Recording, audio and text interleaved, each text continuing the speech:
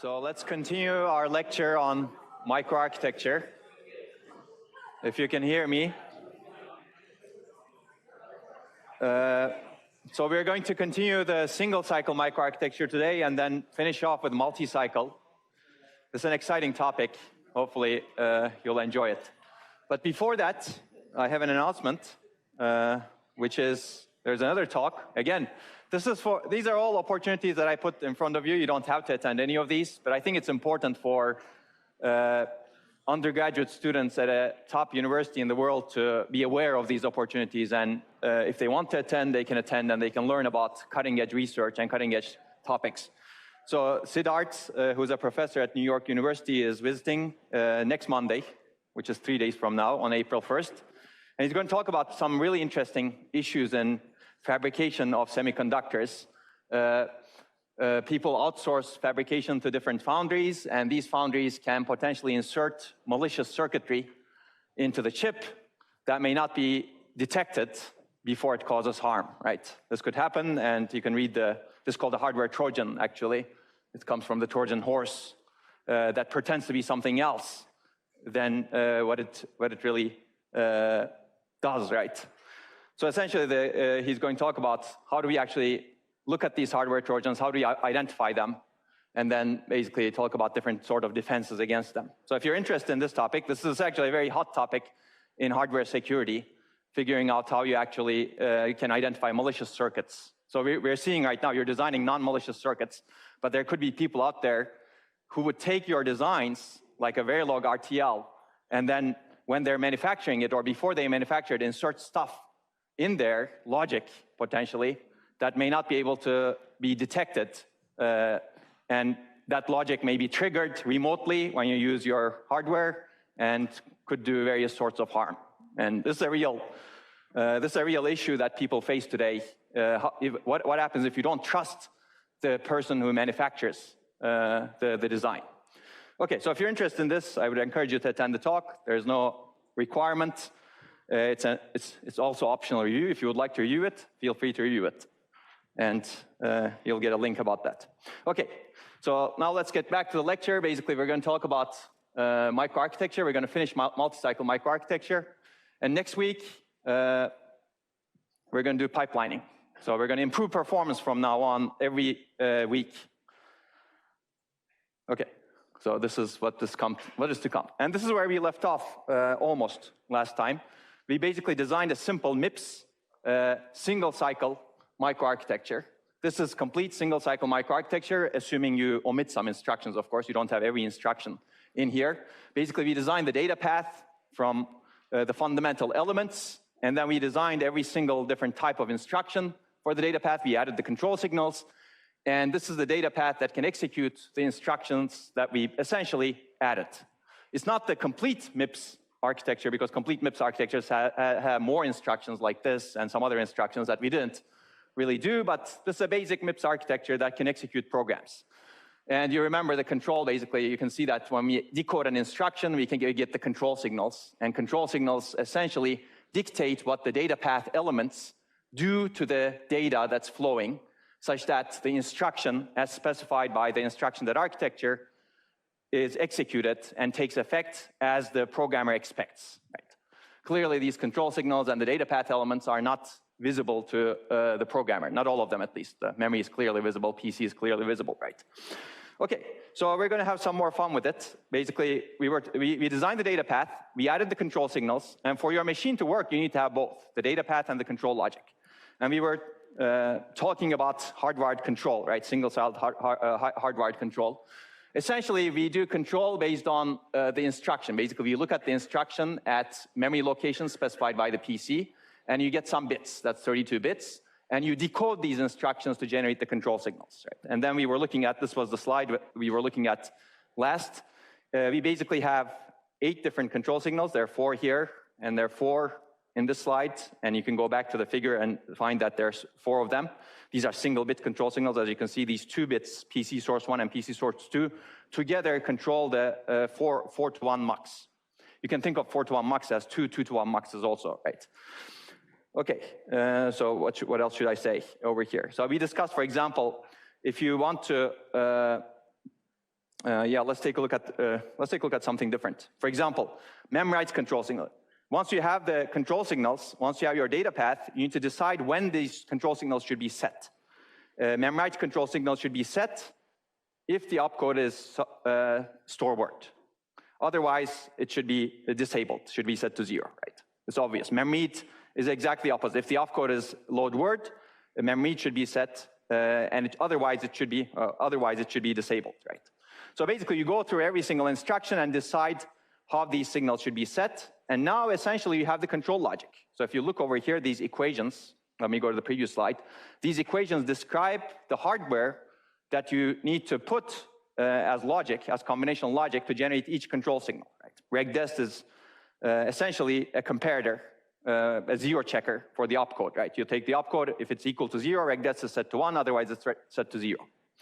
So basically, we've designed the hardware. Now the next step is basically implementing these as gates, but we're not going to do that. You know how to do that, going from a Boolean equation like this to gates, right?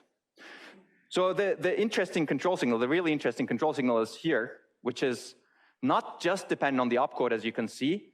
Basically, this control signal is PC source 2, whether the PC gets program counter +4, or does it get the branch target address that's coming from the branch target calculation logic.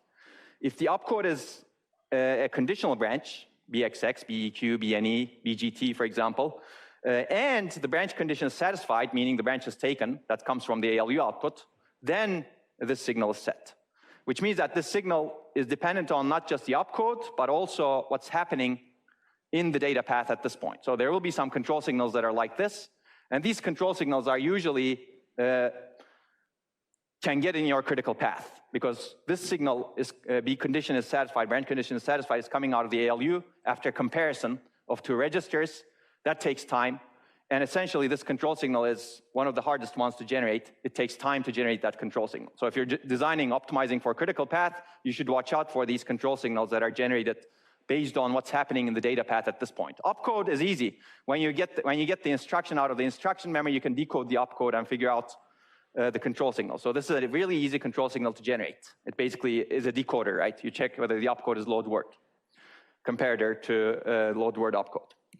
Okay, so ALU control, you need to do the ALU control also. That was not one of the control signals over here, but basically you decide what ALU should do based on the opcode again, in this case. For example, if the opcode is 0, you select the operation based on the funct bits. Remember the funct bits, function bits? These are R-type operations, if you remember. If ALU, or you could, if the opcode is immediate ALU opcode, then you select the operation according to the opcode. If it's load word or store word, the ALU does addition so that you can calculate the address. And if it's branch, then you use the branch condition generation function depending on what kind of branch it is.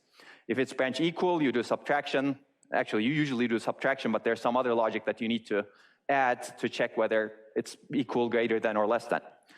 And otherwise, you have a don't care. This is how you get don't cares, for example. If you're doing some other operation that doesn't need the ALU, you have a don't care, and you know that you can use the don't cares to minimize the logic. In this case, you can minimize the control logic. Okay, there are a bunch of example ALU operations that you have over here, which we're not going to talk about.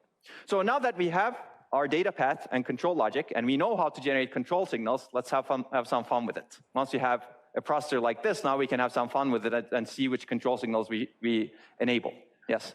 Why is load word implying addition with the other ALU functions? Because if you remember how we designed the data path, when you calculate the address in load word, you take the base register plus sign extended immediate at the bottom, and the ALU does addition of those. And we will see that again over here. So let's control this. We're going to take a look at a bunch of instructions. Now we've designed the complete system. Let's see what kind of control signals we enable. So R-type ALU operations, basically these are the control signals that you enable. What's an R-type ALU? You need to read source registers. Well, that's done through the instructions over here. And you need to decide what is the destination register. So destination register comes from bits 15 through 11. So this control signal should indicate that this input to the mux should be connected to the destination register. We are going to write to the register in the end, right? And R-type ALU works on 2 register operands as sources. So this mux should select this second register, and there's no mux to control over here. So you basically do something to the two registers, and that something is specified by this funct bits coming out of the ALU op over here. And do no harm to memory because it's not a memory operation, so we don't read the memory, we don't write to memory. And the result should come from the ALU result because it's an ALU operation, as you can see. The result should come from the output of the ALU, and it should be routed to the right data, as you can see. So this mux should select the ALU result as its input and pass it. Okay, so that's what happens here. And R-type ALU doesn't change control flow, so you should really get PC plus 4 to the PC, right? You increment the PC basically by 4, and to be able to do that, you need to set this control signal to 0, such that this mux selects PC plus 4, and you need to set this control signal to 0 also, such that this mux also selects PC plus 4 coming out of this mux. Make sense? So that's how you set the control signals once you design the data path. So if you're given a data path, and given a specification of an instruction, and given this complete thing, you should be able to set the control signals very easily, depending on what the instruction does. So this is R-type ALU. So I'm going to move to I-type ALU, so you should see the differences. So this is I-type ALU. It's very slightly different, right? Basically, R-type ALU adds 2 register operands, stores the result in a register. I-type ALU adds 1 register to assign extended immediate, and stores the result in a register. So most things should be similar, except the second operand is assign extended immediate. So I'm going to switch between these two, R-type, I-type, R-type, I-type. Yeah, not much changes. So basically, the second operand is assign extend immediate coming from over here, and the destination register is specified by these bits over here. And we've already seen these actually, we're just controlling it again. Okay, let's switch to load word. Load word is actually kind of like an I-type instruction, and that's how we built the data path, if you remember. So very little will change when I switch to load word. Are you ready? That's it.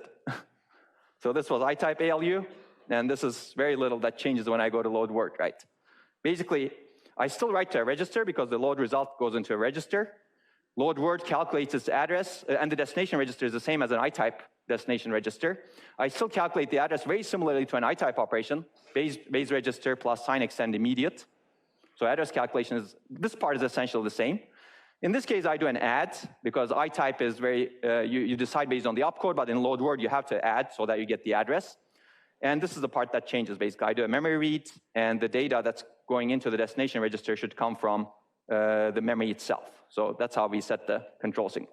So let me go back. I-type, load word. It's fun, right? Store word is going to be similar to load word, but slightly different. Basically, what you can expect that we're going to switch this to 1 and switch this to 0, right? And this will not matter because we're not going to write to a destination register. But the address calculation will be the same, and this should be 0. And I already said everything. And again, it doesn't matter what this is. This is X means it's don't care, because we're not writing to a destination register in store word, right? Okay, so let's have some more fun with branches. I'll do conditional branch, not taken. So this is a not taken conditional branch. Basically, conditional branch doesn't write to a register, doesn't write to memory, doesn't read from memory. So all these control signals that control register and memory reads and writes are, writes are 0 and read memory is 0 also. So a conditional branch, what it does, it calculates a condition. So you need to be able to, and it basically compares two registers. So the second register input is connected over here, and you basically check the branch condition. Branch condition comes from the instruction, as you can see. And these don't cares because we don't write to a register. And basically, this is a not taken branch. I had to specify it. If it's a not taken branch, what happens is branch condition evaluates to 0, so he gets a 0 out of here in this AND, because what this is checking is if this is a conditional branch and the branch condition evaluates to 1, only then you should choose the target address from here. In this case, I already said it's not taken, so this should be 0, so you get PC plus 4, and because it's a conditional branch, you should really connect this input to the program counter. So basically, as I said earlier, some control signals are dependent on the processing of data, and this is where you generate the control signal for the branch condition. Okay, let's take a look at not taken branch. This is not taken. A taken branch differs only in this mux, basically, right? Basically, taken branch has to select the bottom input to the mux, which comes from the PC plus sign extended left shifted immediate. That's the target address. Okay, so hopefully this is fun. And jump is jump is unconditional jump. It's actually even easier. you don't really do anything in this part of the pipeline, as you can see, because what jump does is it calculates address, and the address calculation is over here, and it's an unconditional jump, so you should really, well, actually, jump address is calculated here. I'm sorry. This is the conditional branch address. Jump address is calculated here. Bottom 26 bits of the instruction shifted left by 2, concatenated with the program counter's top 4 bits. And then you do that, and then you just need to select that to be input into the PC, and all of the other data path elements should do no harm, meaning you don't write to a register, you don't write to memory, you don't read from memory. And as a result, you get zeros over here and don't cares over here. Make sense? So when you're executing a jump, you might, I'll foreshadow a little bit. Now, when you're executing a jump, most of the hardware that you built is idle, actually, right? It's doing nothing. You're just using this part of the data path. So you may start thinking, oh, can we use that for something else? And we'll see that we can use that for something else when we see next week's lecture and the week after. Okay, so we're done, basically. I've just simulated the machine for you. Let me go quickly how you can actually generate these control signals. We generated these control signals using combinational logic. That was hardwired control. And I gave you the equation. So you can actually completely build this machine right now. And I already said this, actually. This is necessary in a single-cycle microarchitecture, actually. You have to generate the control signals combinationally. But there's another way of generating control signals in a pipeline machine, for example, or in a multi-cycle machine. You can also have a memory structure that contains the control signals associated with an instruction. So you take the instruction, you address memory, and you get the control signals. The 8 control signals I showed you, you get all 8 of them by accessing some memory structure. Separate memory, specialized memory, just for storing control signals. And your book covers this. I'm not going to cover this in detail. This is called a control store. And it's not clearly, actually, it's not shown here, but it could potentially go into here, but there are complications of doing that in a single-cycle machine. Okay, so this is the complete single-cycle processor we have. Let me go through the other single-cycle processor, which is going to look very similar. This is actually in your readings. And there are also some backup slides that I have that build upon these. If you're interested, you can look at the backup slides to reinforce your readings. It's actually very similar to your reading. So this is the single-cycle processor that you have in your readings. And as you can see, it looks very similar, right? You have a control unit that takes the instruction, and that has essentially the same control signals almost. There's a PC source that's missing over here because it doesn't have the jump over here in this case. But you have 8 control signals again, and they're named very, very similarly, as you can see. Okay, and this is the 0 condition because this is basically looking at branch equal to 0. So you can go through this on your own, but I'm going to give you one example of building this with the load word, just like we started with our we didn't start with load word, but just like we did while we were building the previous machine. So basically, you definitely need these components: program counter, instruction memory, register file, data memory. And you go through the same steps. Fetch the instruction, you input the PC into instruction memory, you get the instruction. The second step, the instruction bits are input into the register file so that you read the operands. In this case, in load word, you need only one operand, the base register. And the second one comes from the sign extend immediate, similarly to what we had in the previous processor. And then you add them in the next step to compute the memory address. And you need to have a control signal over here. You get the ALU result, feed it into the data memory. That's essentially your address. And you read the data. In this case, it's a bit simpler because the memory doesn't really have a read-enable bit or memory read bit. That's okay. It depends on what kind of memory you're dealing with in the end. And then you need to set this reg-write signal so that you write to the destination register, and the destination register ID is coming from these bits, as you can see, as specified by the itype instruction. So there's no magic. If you're implementing a MIPS machine, single cycle, it's going to look similarly to this. And then, of course, don't forget, increment the program counter. That's step 6. Even though we show this as steps, this is all happening concurrently, right? Like this increment is happening concurrently with whatever I showed you earlier. While the data is flowing through the memory into the destination register, this increment is happening to increment the PC.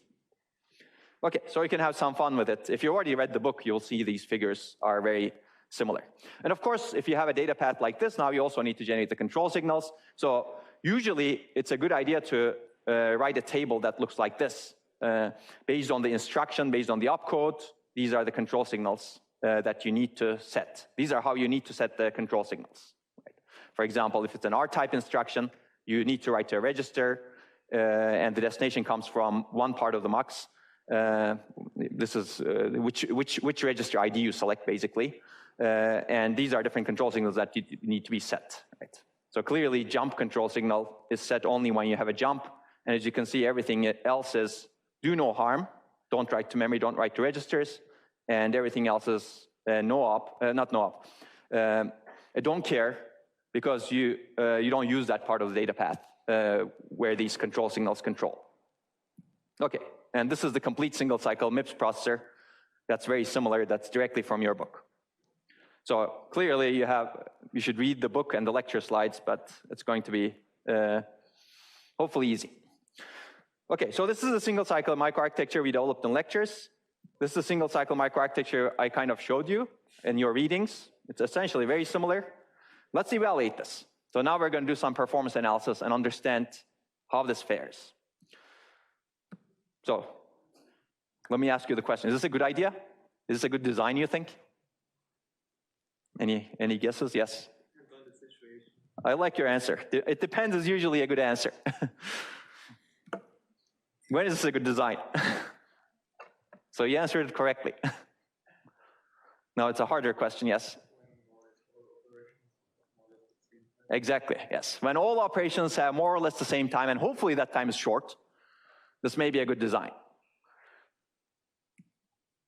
Well, I guess you could complement it and say when operations take wildly different times, this is probably a bad design.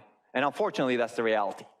The reality is that operations take wildly different times. So we're going to try to design a better microarchitecture. But before that, let's analyze the performance of it. So basically, I've already given you the basic performance equation, but we're going to go into a bit more detail. Essentially, if you want to get the performance of a program, you know how many instructions you execute, which instructions you execute, and we're going to use that as a basis for finding the execution time of the program. So clearly, instructions are executing on the hardware. They can take one or more clock cycles to complete. In a single cycle microarchitecture, taking every instruction takes one clock cycle. But I already introduced the concept of multi-cycle, where each instruction can take multiple clock cycles. So we're going to be more general in this performance analysis. So we're going to have this cycles per instruction metric that basically says how many cycles an instruction takes. Then we also have the clock cycle. How long does a clock cycle take, right? And as you know, that's determined by how much time one cycle requires. That's the clock period. And clock frequency is essentially 1 over the clock period. That's the inverse. Or you can think of it as how many cycles can be done in each second, right? So as a general formula, you have n instructions in a program, and each instruction takes CPI cycles, or an average instruction takes CPI cycles. And the maximum clock speed of the processor is f, so the clock period is t, 1 over f. So this is the equation that I showed you earlier, right? Basically, you have the number of instructions times cycles per instruction times t, which is the clock period. And that gives you how long the program takes. That's the performance equation. Some people call it the iron law of performance. And I've already given you this slide before. You can think of the execution time of the instruction as cycles per instruction times the clock cycle time. You take some number of cycles, and each cycle takes some amount of time. You multiply them, and you get the execution time of the instruction. If you want to get the execution time of the program, you sum over all of the instructions you execute, this value for each instruction. Nothing surprising, hopefully.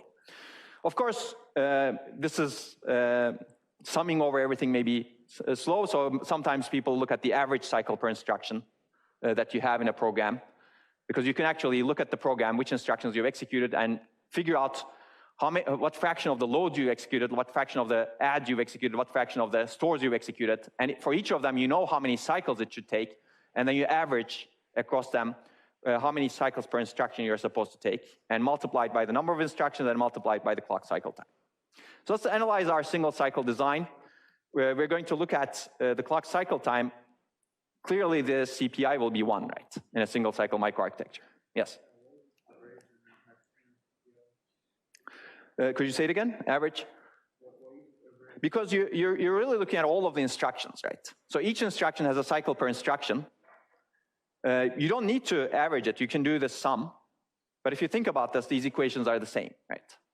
So if you have 50% loads and 50% adds, and a load takes 6 cycles, and an add takes 2 cycles, the average is 4 cycles per instruction because you have 50% mix. Makes sense, right? This can sometimes simplify if you know the mix of the instructions in the system. Okay, so let's look at the single cycle design. Remember, single cycle design, average CPI or CPI for every instruction is just 1, right? We don't have any freedom. So our performance is really determined by the clock cycle time and number of instructions. Assume that we don't have control over number of instructions. The compiler gave you instructions to execute. Clearly, if you want to improve the performance of your program, you may want to reduce the number of instructions, all else being equal, right?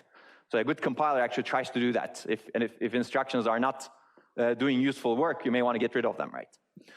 But that's out of the scope of what we're going to analyze. Okay, I already said this. CPI is strictly 1. And how long each instruction takes is determined by how long the slowest instruction takes to execute, even though many instructions do not need that long to execute. So a clock cycle time of the microarchitecture is determined by how long it takes to complete the slowest instruction, as we discussed, because the critical path of the design is determined by that. So what is the slowest instruction to process? We're going to discover that in our microarchitecture. So all 6 phases of the instruction processing cycle take a single machine clock cycle to complete, and we're going to go through these 6 phases. But we're going to do that based on the microarchitecture. I'm going to give you some numbers. Basically, the question is, do each of the above phases take the same time for all instructions, same latency? And the answer is no. Like decoding may take much shorter than fetch, because fetch requires an access to memory structure, the instruction memory, right? Evaluating an address may take some time because it requires an addition. Executing, depending on what you execute, may take different amounts of time based on the instructions. Storing results, you write to the register file. So basically, that all happens in the pipeline. It really depends on the logic design that you have underneath. So I'm going to give you some numbers that I cook up. These are not necessarily real numbers, clearly. But basically, we're going to assume for this design that we developed in the previous lecture and today, these are the times that we take. So we're going to assume memory units, instruction memory or data memory, read or write, doesn't matter. It takes about 200 picoseconds. ALU operation and adders take about 100 picoseconds. Register file read or write takes 50 picoseconds because register file is smaller than memory. And magically, I'm going to assume that other combination logic is 0 picoseconds, but you know better based on the timing and verification lecture, that's not true. But I'm going to simplify the analysis. That's the reason I take 0 picoseconds. In real life, you have to take into account the critical path completely, including all the combination logic. And these numbers are not necessarily realistic also. Clearly, data memory may take longer than instruction memory, depending on how you design it. And we will see that toward the end of the class. The choices you make in memory affects your latency. Okay, now basically, this table shows the different types of instructions we've seen, and what stages do they go through, do they spend time in, and how long it takes to execute each instruction. So if you do this right, and I'm going to show you how to do it right in the next few slides, the load work instruction goes through all of the parts of the single cycle machine. Basically, you need to fetch the instruction, you need to decode the instruction, access the register file, you need to calculate the address through the ALU, you need to access memory, and you need to write the data coming out of memory into the register file. That's the only instruction that takes, that basically has to go through the combinational elements through the entire machine, and it takes 600 picoseconds in this case. That's the longest. And if you look at jump, as I showed you in the previous pictures, jump does nothing but calculate the target, well, you need to fetch it, of course, and you need to calculate the target address. Well, I kind of ignored it here because it's combinational logic. The calculation is really fast because you concatenate the bottom 26 bits shifted left with the top 4 bits of the instruction. So I'm assuming it takes 0 picoseconds, so this is actually 200 picoseconds. So clearly there's a wide divergence. Jump takes 200 picoseconds, and load work takes 600 picoseconds. So your cycle time has to be 600 picoseconds at least. Right. Okay, so let's find the critical path for these different instructions. I'll do R-type and I-type ALU. They go through similar critical paths. Basically, I showed you the table. Now we're going to construct the table.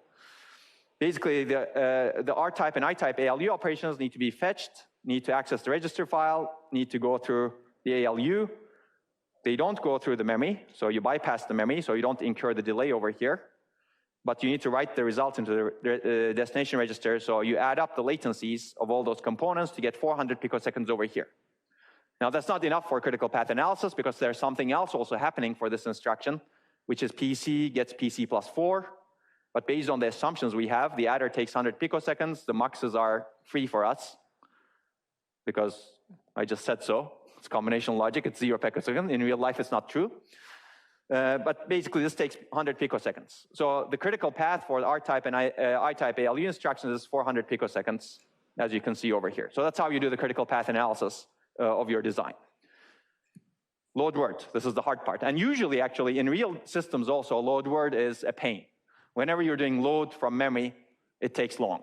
And there's no surprise here, this takes long in this simple machine also. So again, we do the same analysis. Load word needs to go through the instruction memory, read the registers, calculate address through the ALU, read memory, write the result into the registers file, so you get 600 picoseconds over here, and concurrently, PC is being incremented in 100 picoseconds. So load word's critical path is 600 picoseconds. Store word, similar, but not as slow, although it's close. Basically, store word needs to go through all of these stages, calculate the address, and write the data into the memory, but it doesn't write stuff into the register file. As a result, it's only 550 picoseconds. It's not, it doesn't determine your cycle time as a result. Branch taken is actually much faster, as you can see. So basically, critical path analysis here is a bit harder because it turns out the critical path goes through the branch condition determination logic. So this is where you determine the branch condition by going through fetching the instruction, reading the registers, comparing them, figuring out the branch condition. That takes about 350 picoseconds.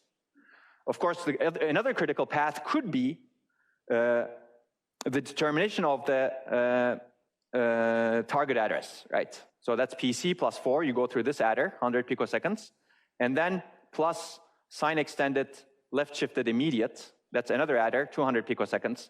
But that becomes stable after 200 picoseconds. The branch condition becomes stable after 350 picoseconds. So clearly, this red part is your critical path, okay, in a conditional branch. Okay, so hopefully that's simple. Jump is the easiest. Still, analysis may be not so easy. Basically, you need to fetch the instruction, and you need to figure out, this is the instruction fetch. It takes about 200 picoseconds. And because I assume that combination logic has 0 delay, what happens is this mux has 0 delay. So this basically the decoding signal that says jump over here, it's over here actually, jump over here becomes stable after 200 picoseconds, and that is input to this mux. The other inputs to the mux, this doesn't matter because you're definitely selecting this input in a jump. This input you're not selecting in a jump. So you need to check whether this input, when this input becomes stable, and that becomes stable, that's PC plus 4. This logic doesn't have any delay because of the magic I introduced. So this is 100 picoseconds. 200 picoseconds is longer than 100 picoseconds. As a result, jump's critical path is 200 picoseconds. Right. Okay, so we've done critical path analysis for essentially all of the instructions right now. And we figured out load word is the slowest one. Okay, let me talk about control logic a little bit. I've kind of ignored combination logic, but you should really take into account combination logic delays. And also control logic delays could be significant as well, depending on how long it takes. So in this case, for example, if this takes about 200 picoseconds, that's going to affect your cycle time clearly. And this could be large depending on how complex your instructions are. In MIPS, instructions are not that complex. You basically look at opcode and function, different, very simple parts of the instruction, and you basically build a simple decoder. But in the x86, for example, instructions are very complex. In MIPS, we know that the opcode is the top 6 bits, right? Of course, you have functions sometimes, but that's easy. In x86, the opcode can be anywhere between 1 to 16 bytes. So it could be actually huge.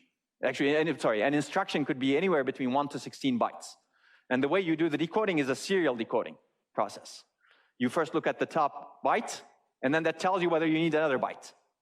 And then that may tell you whether you need a few other bytes. So the decoding is actually more complex in some ISAs. MIPS is beautiful, RISC-V is beautiful in that sense because the decoding is simple. So basically, the key question is, can control logic be on the critical path? And it can, actually. If you have a complex ISA where you need to do the decoding slowly because the decoding depends on many other things that you fetch, it could take a long time. For example, in an earlier machine, Control Data Corporation, this is actually a company that was competing with IBM in the 1960s. This is the first company that actually built an out-of-order execution machine before IBM did. And they actually did a great job. But the previous machine to that, they had control store access that took too long. They basically had this control store-based memory, and the access took too long. As a result, this was determining their critical path. Now, in the next machine, they fixed it, of course. So it's certainly possible that control logic affects your critical path. In a good design, you should make sure that your control logic doesn't affect your critical path. And I think in good designs in general, this should not be the case. Okay, so let's go back to the slowest instruction to process. We said load word is the slowest instruction, but the problem is actually even worse than that, right? Memory is not magic. We assume magic memory, if you remember. And we're assuming that you basically access this memory, get the data. In real systems, that's not the case. Memory can take much longer to access. And we will see this when we get to the memory lectures at the end. Sometimes it may take 100 milliseconds to access. Sometimes you may need to access the disk, right? Well, 100 milliseconds is actually too much if you actually access a lot of disks over there. But in today's systems, memory takes about 50 to 100, 150, 200 nanoseconds. That's not good still.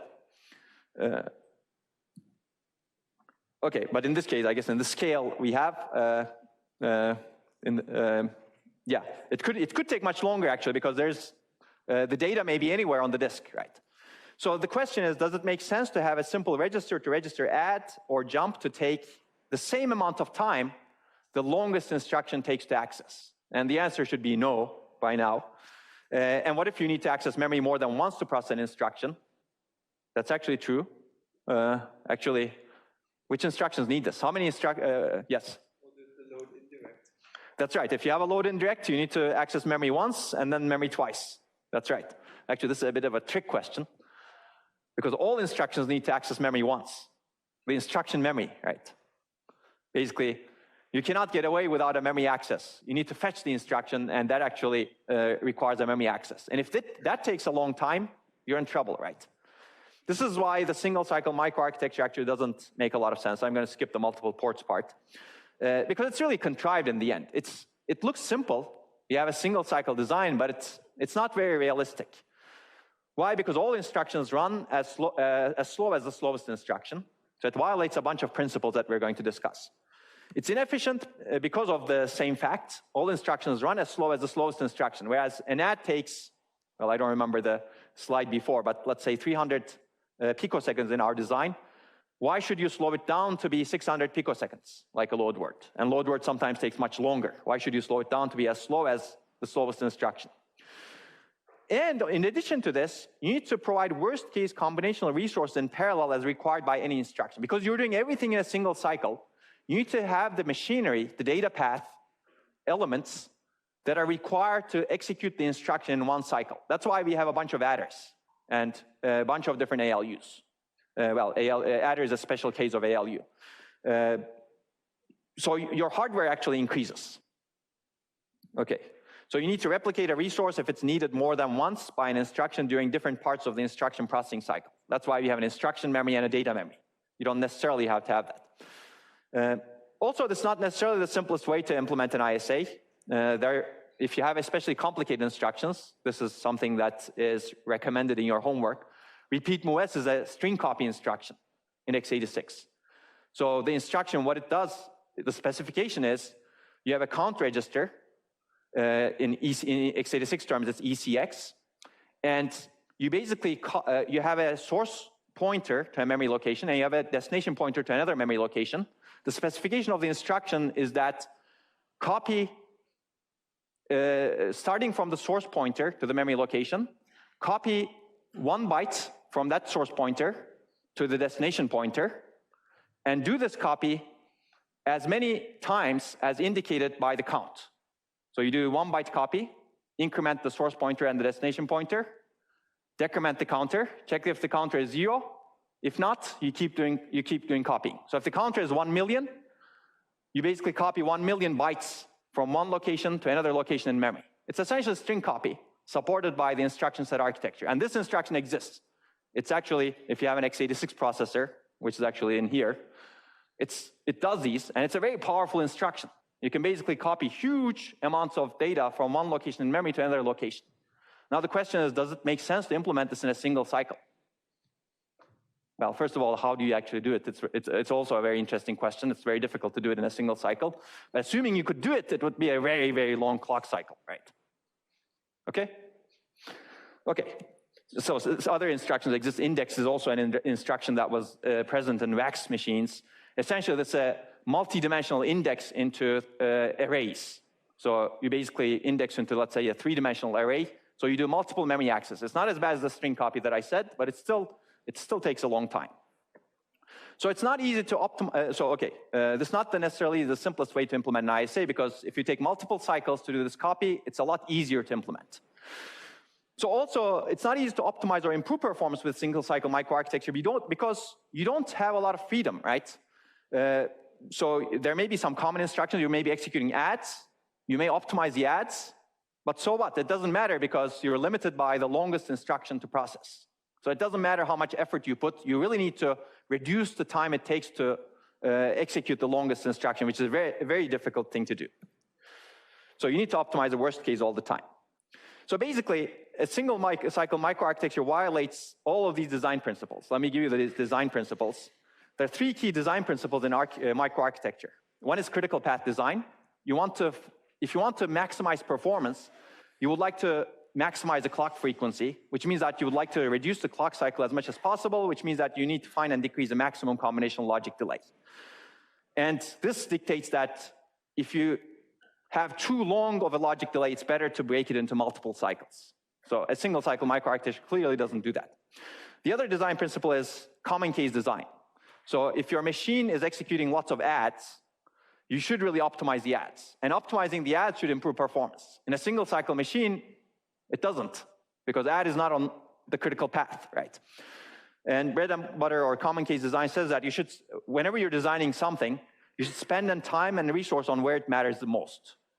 So if the machine is designed to execute a lot of adds, you should do that. It should not be limited by like a division. Actually, we didn't talk about division, but division can actually lengthen your critical path also. So it's really important to think about common case versus uncommon case. And also, balanced design is a key principle as well. We want to balance instruction data flow through hardware components. And we want to design to eliminate bottlenecks, balance the hardware for the work. So if you look at the execution of jump in the single-cycle microarchitecture, you use this part of the design, data path, and all of the other parts remain idle.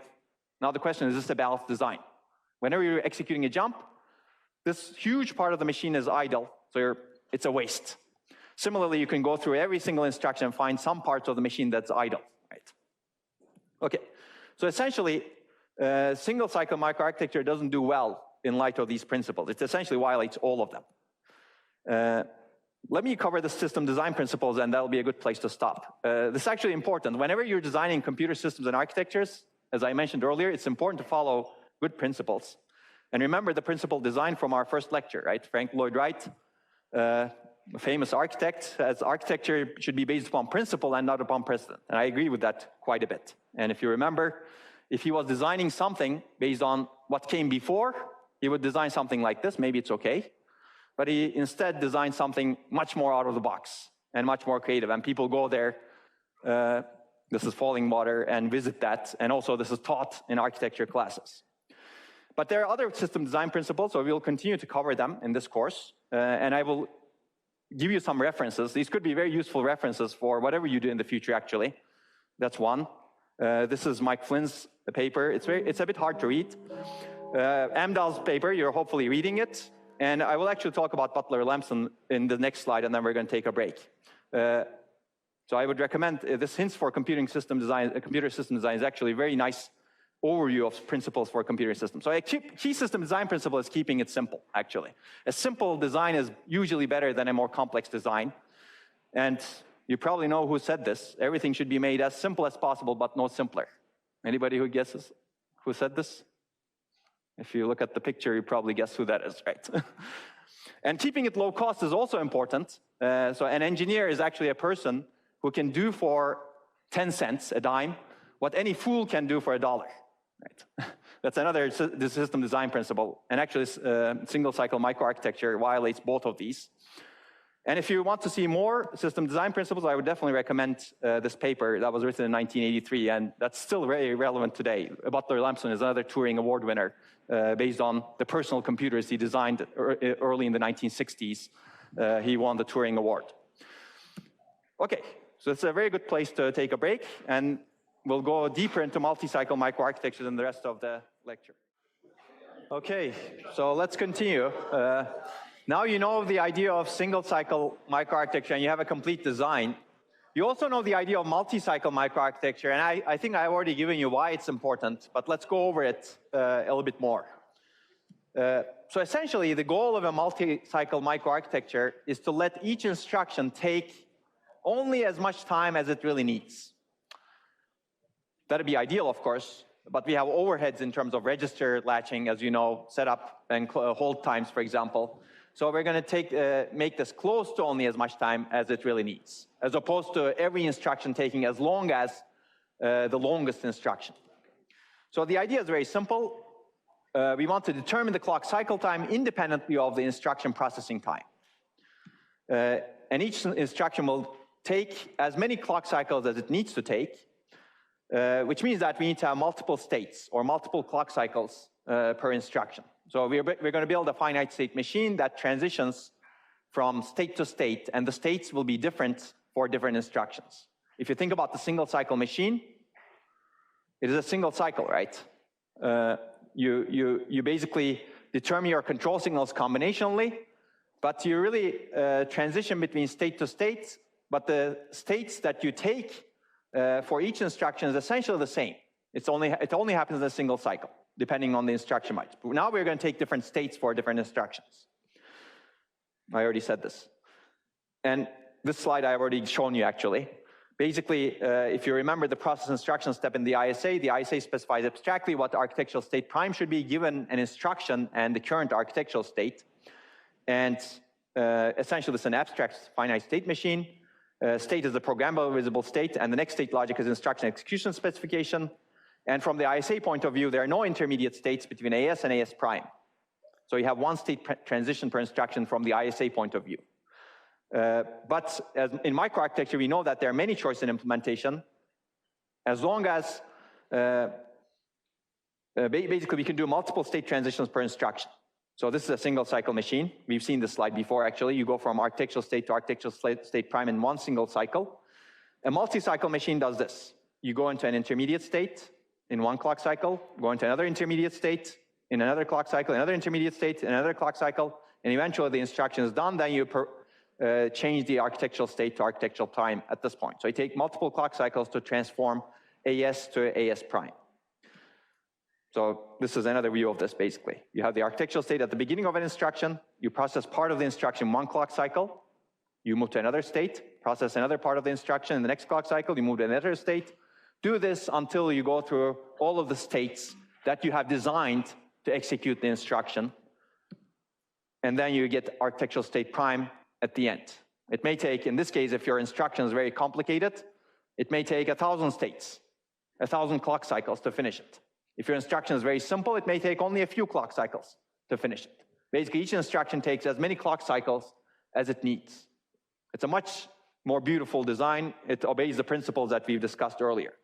And the principles are these, basically. Now, we can actually keep reducing the critical path independently of the worst case processing time of any instruction. We're not limited by this huge load. We can say, okay, my critical path, I'm going to design a machine that's 10 gigahertz. And I'm going to determine my states based on that. I'm going to chop up the combinational logic such that I can get to 10 gigahertz. Right? And if an instruction takes 1,000 cycles to achieve that, it's going to take 1,000 cycles. But hopefully, most instructions like simple adds are not going to take that long. Now you can really optimize for clock cycle. That's the critical path design. And If you know, you can also optimize for the common case. If you know that your machine is going to execute lots of adds because people are doing lots of adds, if you know that your machine is going to execute lots of multiplies with a lot of machine learning applications, for example, you optimize for multiplies. And you can basically go through the state machine and go through your combination logic and basically optimize the number of states it takes to execute these important instructions that make up much of your execution time. If multiplies consume 90% of your execution time, you go and reduce the number of states it takes to execute your multiply by changing your data path, changing your state machine, changing your control logic. Right? So you have a lot of freedom right now. You cannot do that in a single cycle machine. It's also a more balanced design. Basically, you don't need to provide more capability or resources than you really need in this case. Why? Because an instruction that needs resource X multiple times doesn't require multiple X's to be implemented. This could be an adder, it could be memory, because now you're sequencing through states. You don't need to do everything related to an instruction in a single cycle. If you have to do everything related to an instruction in a single cycle, you need to provide all the resources that are needed in that cycle. And everything is combinational, so you cannot really, you have no way around it. Whereas if you are taking multiple cycles to do things, you can have a single resource, a single ALU, and whenever you want to do an add, you go through that ALU. In fact, you don't need to have an adder for program counter in this case, right? Because you can use the ALU to do that add also, except you do it in different cycles. For example, if you're executing an add, you increment the program counter using the ALU. You just provide the data path and control elements to be able to do that. In some other cycle, you add the two registers that you're supposed to add, right? So you can get away with a single ALU, actually, in this case. And this leads to more efficient hardware because you can reuse hardware components that are needed multiple times for an instruction. Of course, for performance, you may not want to do that, but for simplicity, you can do that. Yes? So basically, the execution time of a single instruction stays the same. You just chop it up into more pieces, so you don't have as much waiting time, right? You can think of it that way, exactly. Except we'll have overhead, as we will see. Okay. Overhead of latching, storing intermediate results. So it might be diluted because you have more gigahertz that is running faster, you just chop it up into smaller pieces, yes. Yes, basically the latency of an instruction, assuming you don't change anything in the data path, stays the same, plus you will have some overhead because of the intermediate result storage. But now you can optimize the clock cycle time, and you can optimize the number of states. Okay, so there are clearly downsides to a multi-cycle design, and we've discussed this actually in the previous lecture. One of your colleagues mentioned that you need to store the intermediate results at the end of each clock cycle. And we will see that, which means that you need to have hardware overhead to store these results. You need to have additional registers that you didn't need in a single cycle machine. And of course, you need to pay the latency cost for storing stuff into those registers, which means that you need to obey their setup and hold times, and you need to do it multiple times for a single instruction. So if an instruction takes 1,000 clock cycles, 1,000 times you need to write into a register and read from that register. So that's additional latency that you add that didn't exist in a single cycle machine, right? Because we're storing results in an intermediate state. Okay, so that's clearly, it's a hardware overhead, but it's also power overhead and energy overhead, so there needs to be cost-benefit analysis. But the key thing is, because we're able to get all of these benefits, multi-cycle designs are, in general, much, much better and much more realistic. Okay. So remember the performance analysis. Let's get back to this. I've shown you this equation multiple times right now. So if you look at the single cycle microarchitecture performance, CPI is 1, clock cycle time is long, actually very long. Multi-cycle microarchitecture performance gives you freedom. Essentially, CPI is different for each instruction, but average CPI is hopefully small, and you have the freedom to minimize the average CPI as much as possible, as much as you care to minimize it. And clock cycle time is hopefully short. Again, that's in your control also. You can say my clock cycle is going to be 100 gigahertz or 1 terahertz. Good luck building it, of course. But you could say that, and you could try to build that machine. Whereas you couldn't say that over here with a single cycle machine. So essentially, you have 2 degrees of freedom to optimize independently. You can optimize the clock cycle time. You can optimize the cycle per instruction. Clearly, when you reduce the clock cycle time, because the time it takes, assuming you don't change the data path significantly, the time it takes to execute the instructions is the same, you'll increase the clock cycles per instruction. So there's a trade-off between clock cycle time and cycles per instruction. And you need to be careful. There's also overhead. As you reduce the clock cycle time, you need to have more overhead, and that overhead increases the latency. to process each instruction. Oh, and clearly in single-cycle microarchitecture, it's not easy to optimize the design. So let's take a closer look into this multi-cycle microarchitecture, just like we had a closer look into the single-cycle microarchitecture. Actually, this is Maurice Wilkes. He actually is the father of microarchitecture, if you will. And as you can see, he gave this lecture about the best way to design an automatic calculating machine. That's a bit aggressive, I think. Maybe people have discovered other better ways, but at that point in time, he thought this was the best way. And this is really referring to a multi-cycle microarchitecture. So he has an elegant implementation. If you're really interested, I would recommend you take a look at it. Basically, he came up with the concept of micro-coded, microprogram machines that you're reading in your Appendix C. Basically, the key idea for realization is this. One can implement the process instruction step as a finite state machine that sequences between states and eventually returns back to the fetch instruction state. We're going to see this, we're going to construct this finite state machine basically for the thing that, the machine that you have in your book. A state is defined by the control signals that are asserted in it. So you can distinguish a state by looking at the control signals. So each state has unique control signals. And control signals for the next state are determined in the current state. Not all of them. Some of them may need to be determined in the state itself, as we've seen with the branch condition, but you could actually change the number of states you have to ensure that control signals that you need in the next state are determined in the previous state by always adding more states. Right? That way you can also reduce your critical path if your control store takes long, or if your control signals take long to generate. So basically, this is the instruction processing cycle we have. We're going to chop it up into states, and each instruction will go through different states. This doesn't mean that you have only 6 states clearly, right? You can chop up fetch into multiple states. I mean, you've seen that actually. You can chop up execute into 10 different states depending on what you're doing in execution, right? Okay, so instruction processing cycle is divided into states. A stage in the instruction processing cycle can take multiple states, as I said. A multi-cycle microarchitecture sequences from state to state to process the instruction. And the behavior of the machine in a state is completely defined by the control signals in that state. This is the importance of control. In fact, if 2 states have exactly the same control signals, they're equivalent states. You can merge them in the finite state machine. And the behavior of the entire processor is specified fully by a finite state machine, which you know how to build. So in a state or clock cycle, control signals control 2 different things. How the data path should control the data, should process the data, like which muxes should be connected, what should the ALU do if the ALU is relevant in that state, whether the program counter should be updated or not, all of those control signals. And you also generate the control signals for the next clock cycle. Now, you may actually generate the control signals earlier also. We'll talk about that when we talk about pipelining especially. But basically, you need to generate the control signals at some point before you get to the next state where you need the control signals.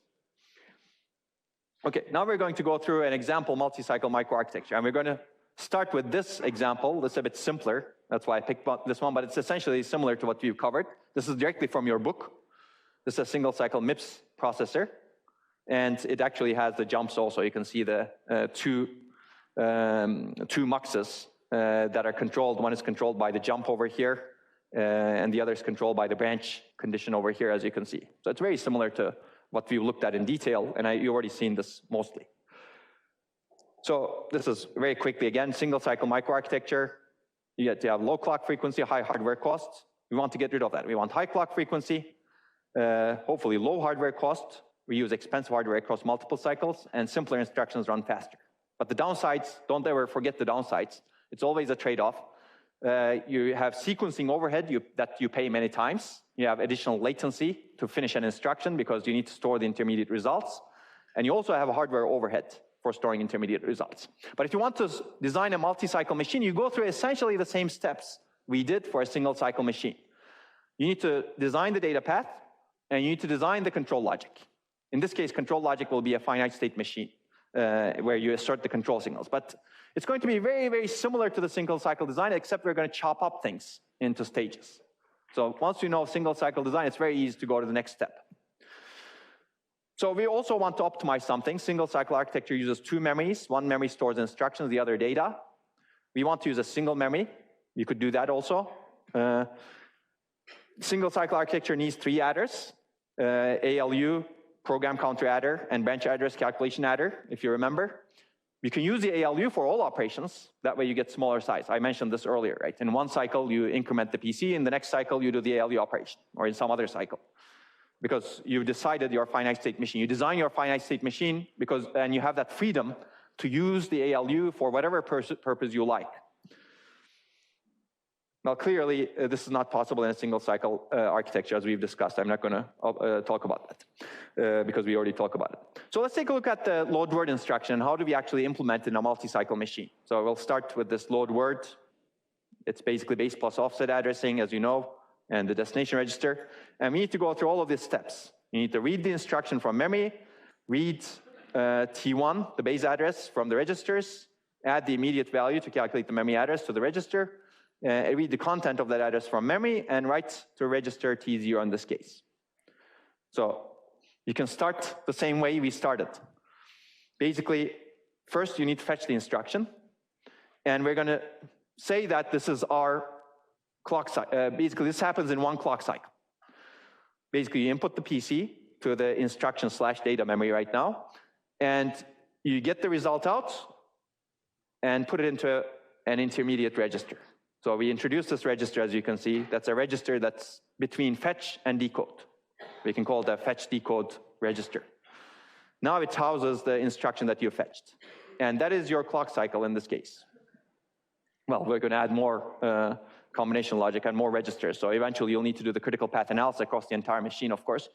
But now we can actually store the result, latch the result at the end of the clock cycle. That's step 1. Next step, you read the register file and store the result into another intermediate register at the end of the register file.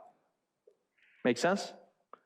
And concurrently, we compute the sign extend immediate. Because this reading takes long, we decided to store the result over here. And what you need to do is to evaluate the address. In the next cycle, you take the address from here, and you take the bottom 16 bits, sign extend them, and input to the other part of the ALU, the other input of the ALU. You set the ALU control accordingly, and store the result into another intermediate register. So now we've added 1, 2, 3 intermediate registers, right? Okay. And then you do the memory read. Basically, this is our effective address in this register. In the next cycle, you take the effective address, input into the same memory. Of course, you need to add the data path element to say, okay, in this cycle, I should take, if I'm in this state, I should really take this value through this mux. So this I or D signal should be D in this particular state of the state machine, so that I can use the address in the load word instruction to access memory and get the data out and store it into another intermediate register. Make sense? So basically, we've broken things into multiple clock cycles such that we don't have to do everything in a single clock cycle. And then in the next stage, next cycle, we basically take the data and write it into a register that's specified by this stuff that we stored in that intermediate register, right? And that stuff indicates which register ID. And that was the instruction, if you remember. We stored the instruction. When we fetched the instruction, we stored in this particular intermediate register. And we're going to use that value over there to decide which register ID we actually store this data that we just fetched and stored into this intermediate register. And of course, in this particular state, you need to set the reg write signal to 1.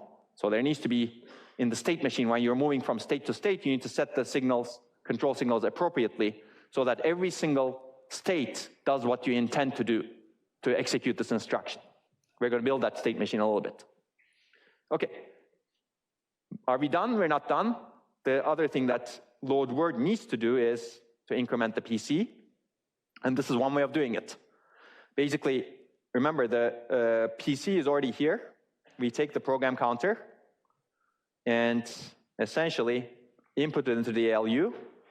And we take 4, input it into the ALU. So we basically add PC plus 4. And I didn't talk about all of the other things that are needed, but ALU actually is used for everything in this multi-cycle machine. We don't want to have different adders to minimize the hardware we have. So we're using the ALU to compute PC plus 4 in that cycle. And that's how you do it. You set the ALU source A mux signal to 0, and ALU, so that you select program counter as one input to the ALU. You set the ALU source B mux to 0, 1, so that we select 4, a hardwired value 4 as the other input to the ALU. And the ALU, of course, this also needs to be blue, and it needs to say, ALU control needs to do add, basically, in this case. And then the result comes out of ALU result, and it goes to the program counter. And basically all of this is done in one cycle. But what we've done right now is we're using ALU in an earlier cycle to calculate the address. If you go back over here, we use the same ALU to calculate the address. In an earlier cycle, we had the address. We used that address to access memory. We got the data, and we did stuff with it. And in a later cycle, we use the ALU to actually increment the PC. That's what you can do if you actually chop things up into multiple states and multiple cycles. Clearly, you can think right now, oh, I can optimize this actually. Whenever I'm not using the ALU, I can do this increment. So now you can actually reduce the number of cycles you take to execute. And you can also, but of course, you need to add these other data path elements. So this is a minimal design. Of course, if you want to, you can always add another adder over here to increment the PC and specialize that adder to do the PC plus 4, right? There's nothing that prevents you from doing that, but that's additional hardware cost. In this case, we're reducing the hardware cost, but we are adding more muxes, as you can see, right? If you want to input the PC into this ALU, you need to add this mux, because the other input of the ALU needs to come from the source register 1 over here. And this mux needs to be extended. The ALU gets input from the register file, from the sign extend immediate, from plus 4, and maybe other things. Okay. So let's take, this is our load word. This is the data path that you need for a load word. It's relatively minimal. I don't think you can minimize it even more. How do you do store word? Well, store word is now easy to add. Clearly, store word needs to fetch the instruction, get the data out of the register file, and after getting the data out of the register file, you store it over here, and then you take this and have a path to write it to memory. Now, what we've done is interesting over here. Store word, load word needs a source register to be put into this intermediate register, flip-flop, and then you use that to calculate the address. Store word needs to do all of that, plus, whenever you read the register file, you also need to get the data that you want to write to memory. So we extended this intermediate register, so it doesn't just latch one of the source register, but it latches the other source register as well, because you need that to be able to put it, to be able to update memory. So this is the only additional thing that you need to be able to do store word on top of what we've implemented for load word. Because store word goes through, fetches the data from, fetches the instruction from instruction/data memory in this case, fetches one of the source registers, fetches the other source register, and then calculates the address, and we know how to do that. It's very similar to load word. We just need to extend this register so that we can keep this second source register and then write it to memory. And in that particular state where the store word needs to write to memory, you set the memory write signal to 1. Okay? Okay, now let's add R-type instructions. And this is the additional stuff that you need for R-type instructions. Yes? How can you hardwire a 4 in the header or in the ALU? Is it just leave it plus the first bit high? Exactly, yeah. You basically connect everything to high. VDD. Okay, so store word we've seen. R-type instructions, actually R-type instructions, we already have almost all the circuitry to do it. Remember, load word was relatively similar to I-type actually, but we have R-type instructions here. To be able to do R-type instructions, we already have the machinery to store our register 1 and register 2 over here. And the second register into the ALU should come from this input of the mux. And we need to be able to write to the appropriate destination register, right? And this is the mux. This is very similar to the mux we had in the single-cycle microarchitecture. There's nothing different. Destination register should be, ID should be coming from either bits 20 through 16 of the instruction or bits 15 through 11 of the instruction. And depending on the instruction type, you choose the right one. And this is exactly the same signal, control signal that we have in the single-cycle microarchitecture. And this register is, this mux is also exactly the same mux that we have in the single-cycle microarchitecture, because the input to the register file that you're supposed to be updating can come from either the ALU result, well, it's coming from this latch in this case, ALU out over here, or it could come from memory, which is coming from this latch over here, this intermediate register. So it's basically, it's very similar hardware in the end. It's a bit less hardware, and you have these additional registers, and you need to basically orchestrate where the inputs come from and when the inputs are latched into these additional registers. So that's R-type instructions. I-type you can do on your own. BEQ, again, it's very similar hardware. Basically, you determine whether values in RS and RT are equal. You do that through the ALU, and we already have the path to be able to do that. We read the source register, we read the second source register, we compare them. If the 0 bit or branch condition bit is equal to 1, and if this is a branch, and this is a branch, so that's coming from the control logic that's not shown here, this becomes a 1, and that's the PC write signal. If this is a 1, you update the program counter. So now we have enables into the registers. We didn't necessarily need them in a single-cycle microarchitecture. Actually, we didn't need them in a single-cycle microarchitecture because you're always updating the architectural state at the end of the clock cycle, right? There's no need for enable signals. Now we need to decide when we update the program counter, when we update this register, when we update this other register. And you need to, of course, provide the path to be able to supply the branch offset. And branch offset is calculated through here. Yeah. Okay. And this is the complete multi-cycle processor that we have. Essentially, it's very similar to the single cycle, but we're a little bit leaner because we have only a single ALU over here. We don't have a separate instruction data memories. And we have these, it's also not leaner because we need to store the intermediate results that we need to latch at the end of a given clock cycle, depending on how our state machine is designed. And you need to clearly design the control unit. And control unit essentially is designed very similarly. But now we're going to design the finite state machine because we sequence from state to states. In a single cycle machine, you basically look at the instruction register and you can generate your control signals.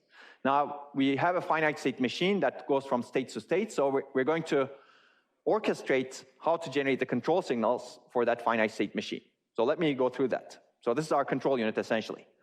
It takes the opcode, and it gives you all of these control signals that we have, and some of them are new. For example, because we're using the instruction and data memory in a combined way, we have this I or D mux, if you remember. Where is it? It's this mux over here, then that's the I or D signal. Whether you're accessing for instructions, whether you're accessing for data. The address either comes from the PC or comes from the ALU result that's latched in the previous cycle. So you have some more signals over here because of what I just said. And also these IR writes, mem writes, these are actually the registers that we introduced. So this is IR write, for example. Well, mem write is mem write. So some of the registers you need to control. And we have also a PC write or PC enable signal that's controlled partially by the PC write signal. So we have some more control signals, but essentially it's the same. And ALU up over here specifies what should the ALU do.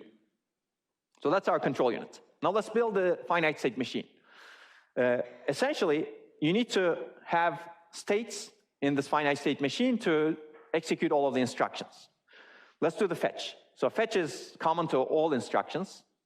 Normally you start, remember that we have reset states in our finite state machine. This is a state where we start from. And how do we fetch an instruction? Basically, you need to set the control signals appropriately. And these are the control signals. You see some of them. If you read your book, you'll... Basically, IRD should be 0, so that we get the program counter into as an address into the instruction/data memory. And that's all we need to do, basically. And we get the data out of the instruction/data memory, which is an instruction in this case because we use the program counter. And then we need to store it in this intermediate register. To be able to do that, we set IR write to 1. So in this case, IRD is 0, IR write is 1. And everything else is 0. Now, we could update the program counter also in this case. And this actually does update the program counter with PC plus 4. So that's another thing that you can do because you just can't do it, right? You can actually update the program counter. So basically, that's what we do in this fetch stage. This is how you set the control signals to be able to do that. So you set ALU source B to 0, 1 so that we can update the program counter by 4. You set ALU source A to be 0 so that we can get program counter into the ALU as a second input. And the ALU does an add. So ALU op is 0, 0, which translates into an add over here based on, let me go back over here. So this is 0, 0, and you get the function. ALU control gives you an add in this case. So there's some other control logic over there. And everything else should be do no harm, basically. So of course, you need to set the PC source to the appropriate mux as well. So this is not a branch, so that should be 0. And PC write should be 1, so that we increment the PC by 4. So that's our fetch state, basically. We designed it. What we wanted to do in the state is to get the instruction out specified by the address in the PC from memory, latch it into this intermediate register, and we also wanted to increment the PC in the same clock cycle. So at the end of the clock cycle, this PC should contain PC plus 4, and we should have the instruction in what's called the IR, instruction register, over here. Make sense? To be able to do that, you design the state, and you ensure that the appropriate control signals are set, so that the machine does what you want it to do in that particular state.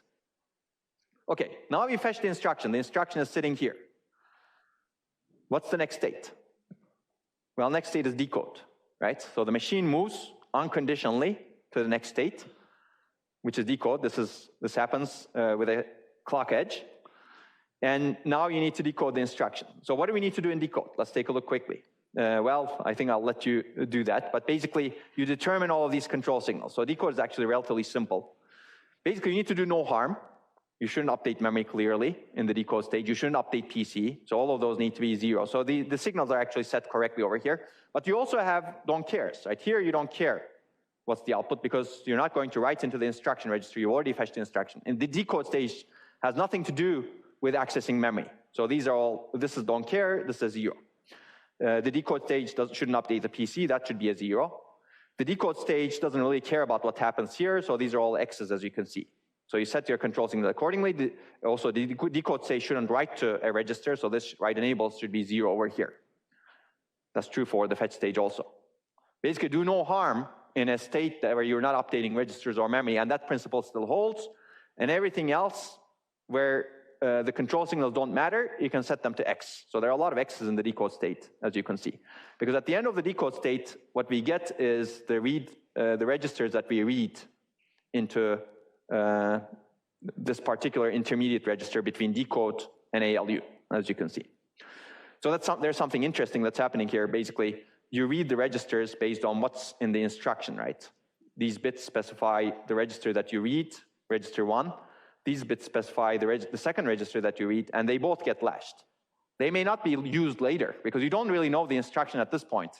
You're figuring out what's the instruction while you're decoding, and some of these signals are being set while you're decoding. But you also read the register file concurrently. Okay, what's the next state? Well, now it depends. Now the next transition is conditional. And we're going to look at one example. This is load word and store word. So if the operation that you have over here that's coming out of the instruction register is load word or store word, you jump into, the finite state machine moves into this state. What is that state? Well, we named it as S2, memory address calculation state. So what do? You basically set the control signals accordingly so that you calculate the memory address as specified by load word or store word. Well, how do you do that? Well, it's already set over here. Basically, how do you do that? So you have the register 1 over here, source register, and the second source register over here. The address calculation takes the top source register, so you need to set the signal for this mux to 1 so that you get that into the ALU.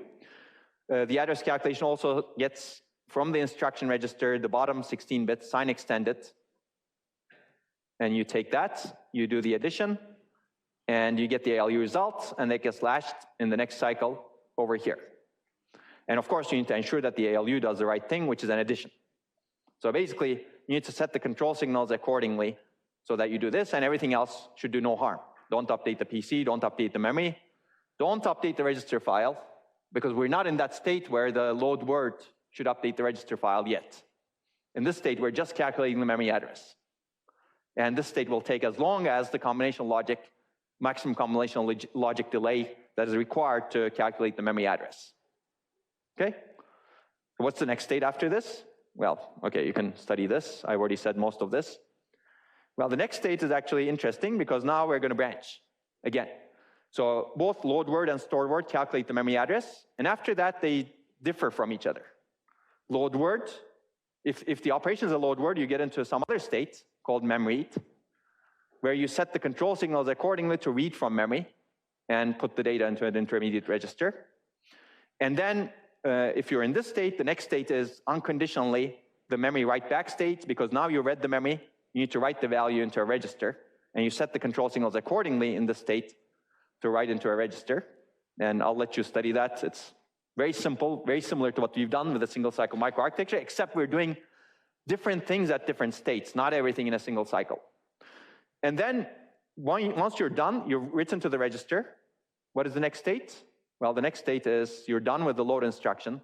So you go back to the fetch state so that you can fetch the next instruction. Remember this loop in the instruction processing cycle? We're basically executing this loop. And this is just load. Well, how do you do the store?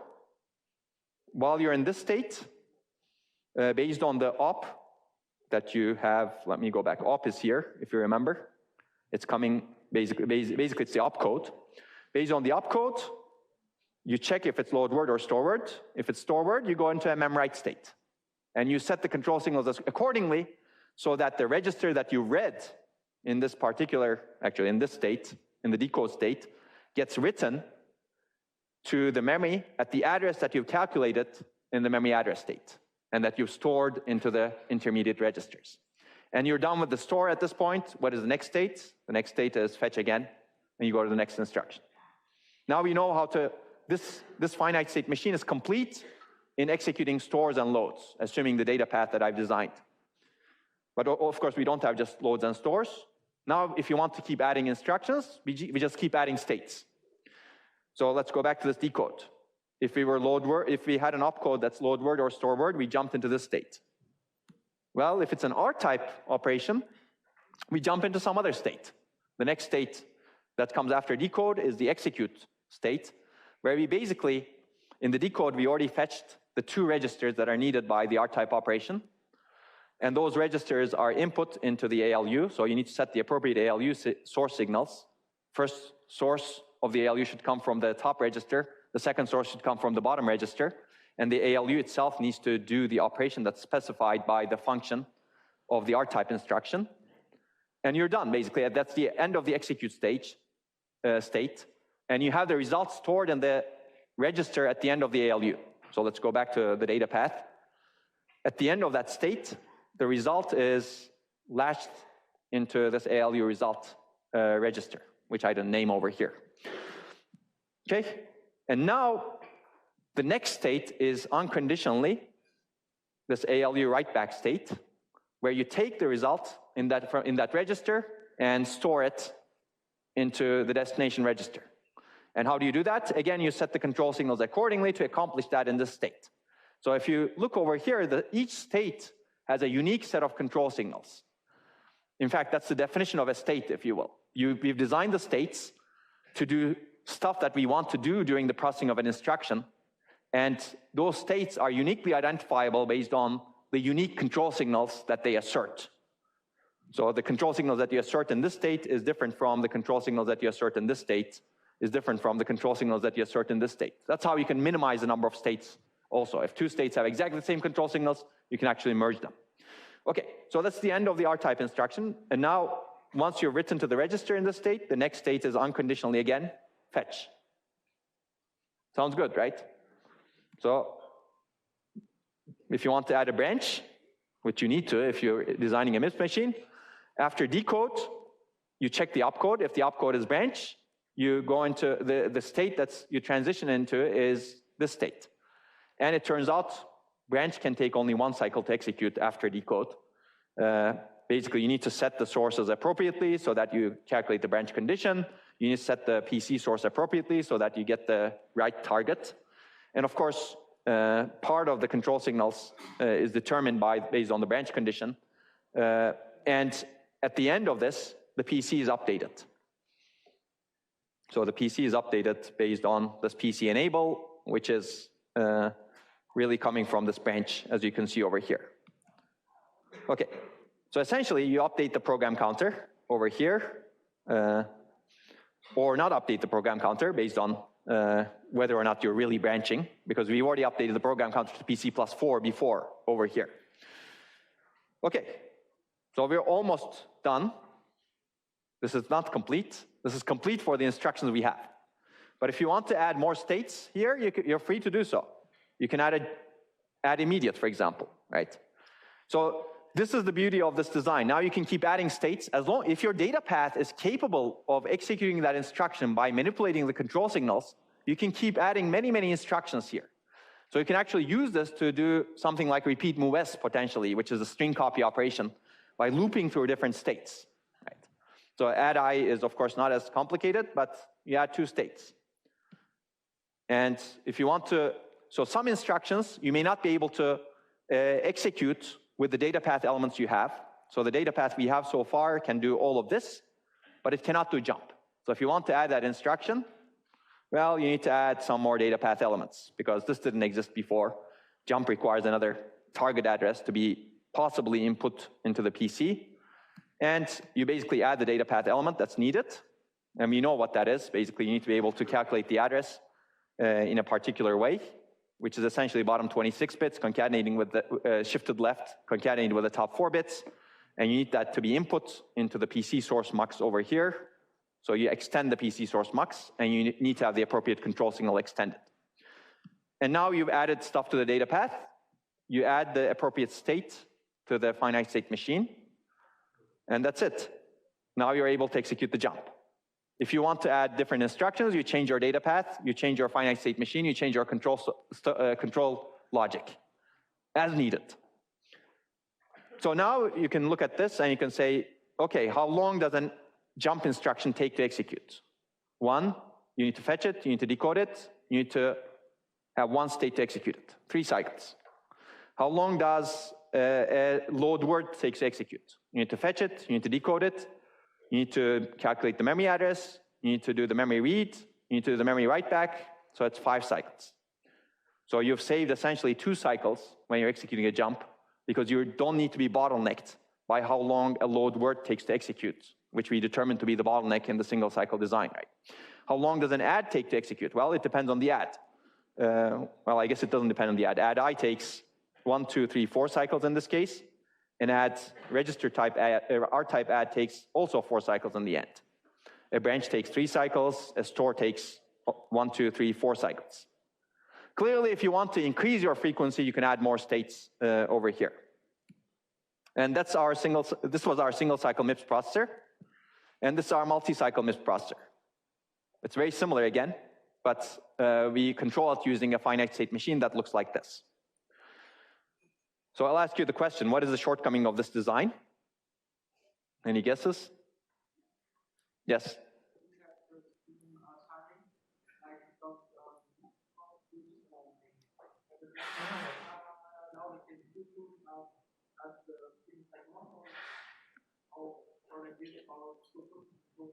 Yeah, so basically your throughput may reduce, that's right, because you're still finishing 1 instruction after some number of cycles, and we've added overhead. So we're going to fix that when we talk about pipelining. But there's also some other shortcoming, that's very good. So we're going to motivate pipelining so that we can restore throughput. But this design also assumes something about memory. Memory takes 1 cycle. But if you have a finite state machine, it's beautiful. You can actually fix that problem. What if memory takes more than 1 cycle? Well, what you do is you stay in the memory access state until memory says, I'm done, right? It's very hard to do that in a single cycle machine. So basically, this is the fetch state. You're waiting for memory. Memory takes, let's say, 10 cycles. Okay, I add another transition over here. If the memory is not ready, I stay in the state. When the memory is ready, I transition to the state. So you have a conditional transition. So that's the beauty of the finite state machine. And that's where we stop over here. In the next lecture, we'll improve the throughput with pipelining. Have a good weekend.